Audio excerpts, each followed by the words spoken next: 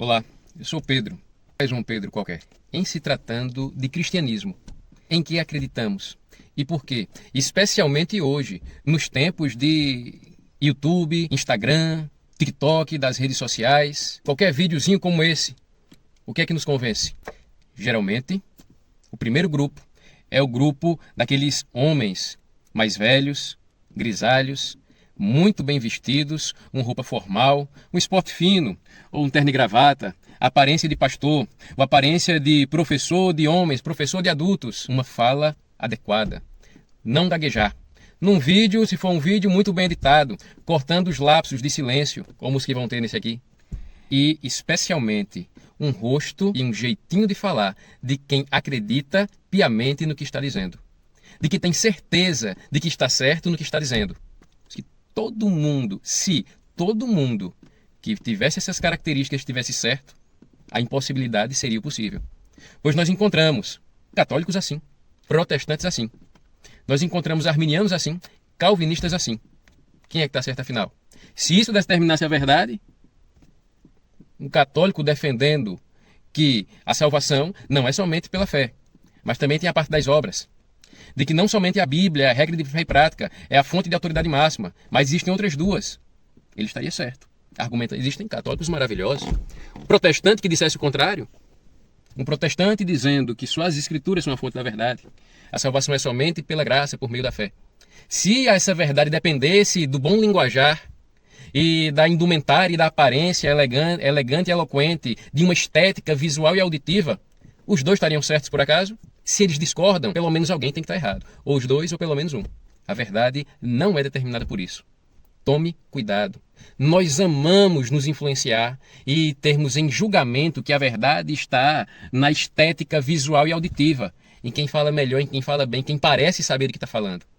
Todo mundo tem certeza de tudo. E agora tem um segundo grupo. Esse é pior. Os jovens, como eu. Só que um jovem melhor, que não gagueja, que fala melhor, que o vídeo nunca vai ser feito gravado numa party weekend, que vai estar um negócio maravilhoso. Ele tem a mesma cara de certeza do que está falando. Ele tem o mesmo olhar de quem está correto, de quem tem certeza que está certo no que está dizendo. Ele tem aquele jeito de inteligente, talvez um óculos, seja lá, uma estética, um jeito de falar que demonstre confiança. Ele tem total confiança no que está dizendo, no erro ou em qualquer coisa que ele creia. E ele vai te influenciando. E você, amando tais pessoas, louca por tais pessoas, vai acreditando. E essa é a base do que te convence, o que parece ser, e não necessariamente o que é. Esse grupo é pior do que o primeiro. Temos um grupo pior do que os dois. Esse aí, nossa.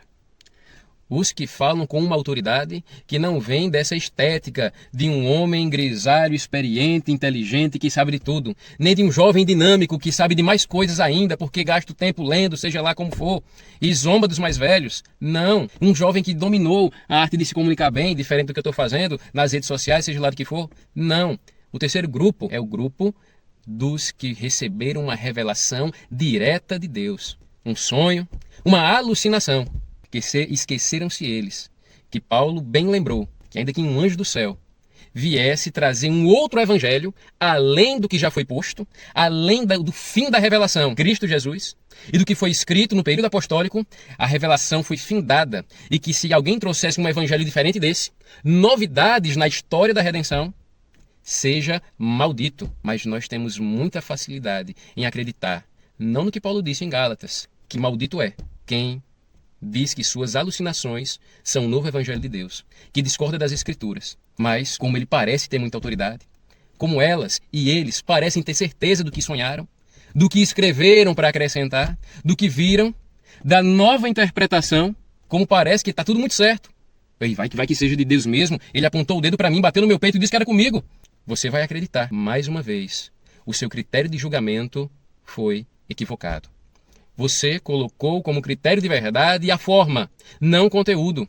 A estética, seja a estética padrão do convencimento daquele homem de autoridade, de estudo, grisalho, velhinho, seja a estética do jovem dinâmico que já sabe de tudo diante dos erros dos mais velhos, seja a pior das estéticas, essa da nuvem de autoridade espiritual por alucinação. Uma nuvem de engano, não a nuvem da verdade. Sim, por fim, temos um jeito pior. Temos um jeito pior de julgar a verdade das coisas. Um jeito pior de julgar a verdade de quem está falando.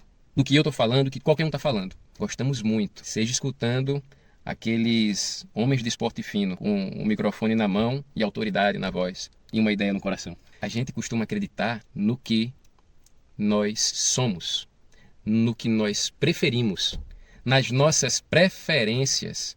Acreditamos em nós mesmos, no que é mais conveniente para nós.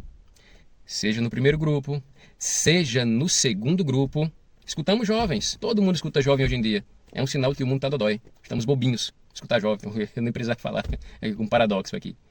E aí, escutamos o terceiro grupo. A profetada, a profecia, seja lá o que for também, ela vai ser avaliada à luz do meu gosto pessoal, à luz da minha preferência.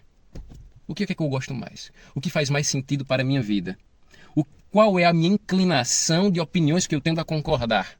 Quem é que está certo? Eu sou inclinado mais para o lado direito? Eu sou inclinado mais para o lado esquerdo? Eu sou inclinado mais pelo quê? O que é que está no meu coração que eu amo e que eu não estou disposto a abandonar? O que é que eu amo e que eu tenho certeza de que eu estou certo nisso? Com base no meu gosto e acabou-se. Nós recolhemos de cada ideia aquilo que nós somos. E nós acabamos concordando com nós mesmos, porque o padrão da verdade acaba sendo as nossas próprias opiniões. E recolhemos, escolhemos homens que falam conforme os nossos próprios desejos. Esquecemos que o nosso coração é enganoso. Sigam o coração de vocês, é o que dizem. Enquanto Deus diz que seu coração é enganoso. Os homens e autoridades são pecaminosos. Nós que escutamos somos pecaminosos. De modo geral, somos muito bobinhos também. Além de pecaminosos, pecadores, somos tolos, tontos, de modo geral. Ninguém está com uma proposição de aceitar essa realidade. Disposto a aceitar isso. E além de pecadores, somos bobos para a maioria das coisas. Para a maioria dos temas nós não conhecemos. E aí, o que fazer? De onde deve vir a fonte de julgamento da verdade? Qual será a fonte de autoridade? Uma estética? O nosso coração? Uma palavra bem falada? Não.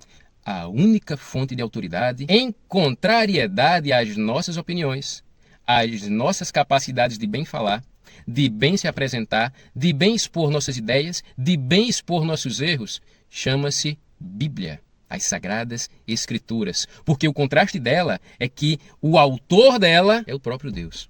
E é Ele quem se revela a nós por meio das Sagradas Escrituras. Dos vários autores humanos que ela tem, o único que os iluminou, para que falassem não por sua própria vontade, sim, por sua própria particularidade, estética e tudo mais, mas não por sua própria vontade, mas divinamente inspirados, escreveram conforme a vontade e o conteúdo inspirado pelo próprio Deus. É lá que encontramos a verdade. Não em discurso, a verdade não está dentro do discurso de quem quer que seja. Todos podem falar a verdade, mas eles falam a verdade quando concordam com a Bíblia. O critério de verdade pelo qual devemos julgar toda e qualquer fala, esse vídeo, qualquer outro vídeo, qualquer livro, qualquer conversa, é a Escritura, a Bíblia. Ela é a única verdade absoluta. É ela quem determina as outras. Ela é a fonte última de autoridade. As Escrituras. Ela é a autoridade. E qualquer fala só tem autoridade na medida em que concorda com as Escrituras. Quando esta concorda com as Escrituras, a autoridade está lá. Quando ela discorda, a autoridade não mais está.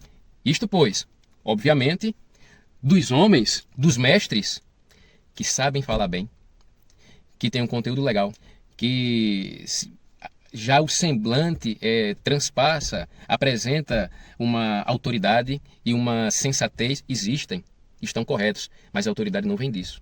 A autoridade vem do quanto eles concordam com as Escrituras. O mesmo vale para os jovens. Muitos jovens, inteligentes, sábios, porque só em olhar, eles olham para os mais velhos, eles olham para os antigos, eles olham para os grandes escritores, os grandes teólogos, os grandes piedosos que pensaram o cristianismo, se esmeram no estudo e levam esse ensinamento. Existe sim, mas essa autoridade, eles estão corretos não conforme a sua inteligência e sua capacidade de comunicação adequada na cultura contemporânea. Eles estão corretos quando concordam com as Escrituras. E quando discordam, a única coisa que eles têm é a juventude e a inteligência, e estão errados quando discordam das Escrituras, e nada mais. O terceiro grupo, o grupo dos benditos, dos alucinantes, alucinados que alucinam os outros. Quem é que está correto aí? Esse terceiro grupo a gente descarta. Dificilmente vai ter alguém correto. Porque só pode estar correto quando concorda com as Escrituras. Quando sai dela, à medida do momento em que traz uma outra revelação a mais das Escrituras, quando colocam essa revelação na história da redenção, está tudo errado. Revelações de modo moderado, em caráter pessoal, micro, limitado, é uma outra história. E não se trata disso. Bem, e nós?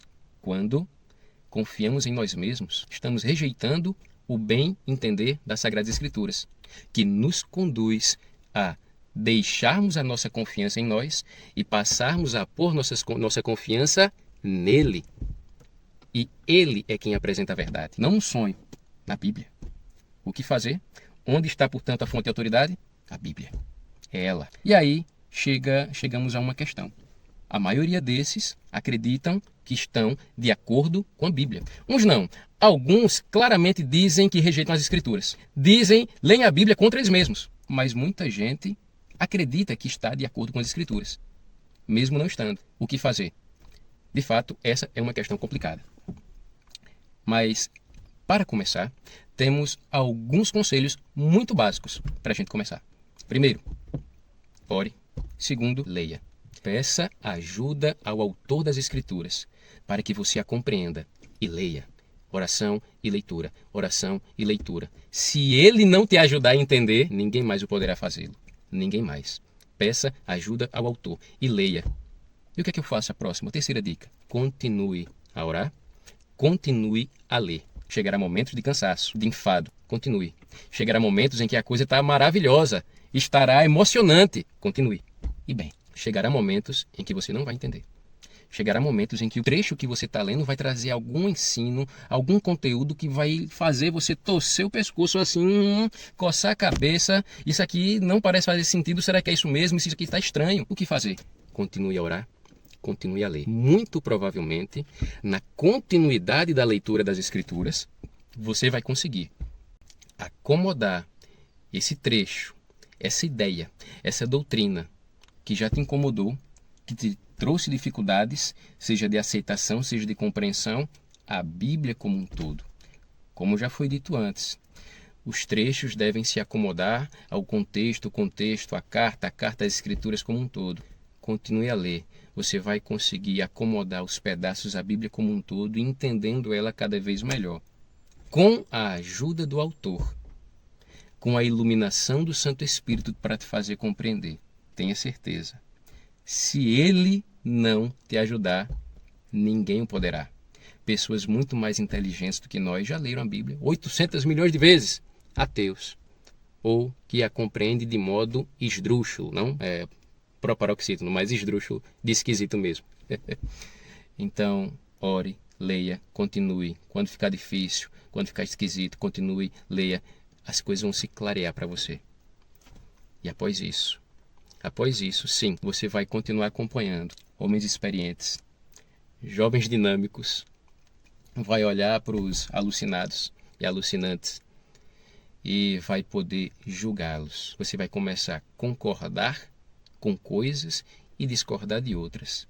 Não com base no encanto que você tem para com eles, mas com base no que você conhece das Sagradas Escrituras, com base no que você compreendeu das Sagradas Escrituras, com base na única regra de fé e prática do cristão, a autoridade máxima acima das outras, a Bíblia. E é assim que o cristão deve proceder hoje, procedia ontem e assim deverá proceder nas próximas gerações. Mais dicas, com certeza. Quando você perceber que você está lendo a Bíblia, entre aspas, contra você mesmo, apesar de suas opiniões, apesar dos seus gostos, quando você não dobra a Escritura para fazê-la concordar com o que é mais conveniente para você, com o seu filho, com o seu parente, com o seu sonho, mas quando você dobra as suas opiniões políticas, opiniões pessoais, opiniões sobre o que é o homem, o que é a mulher, o que é a família, o que é o dinheiro, o que é a bondade, qual o lugar das obras, qual o lugar da piedade, qual o lugar do amor, o que é o amor, qual o lugar da fé. Quando você começar a colocar todas essas opiniões e tudo que é você, modelar essas coisas com base nas Escrituras, se colocar como o seu ser abaixo do ser de Deus, disposto a ser modelado à imagem de Cristo Jesus, se transformar lentamente, amadurecendo, se transformando à imagem de seu Filho, Cristo Jesus, é um sinal de que você está indo bem. E aí as coisas vão andar melhor para você. Deus abençoe. Mais coisas sobre leitura bíblica, mais elementos que vão comprovar que você está cada vez mais firmado na verdade e não está enganando a si mesmo, podemos trazer numa próxima. Deus abençoe. Valeu!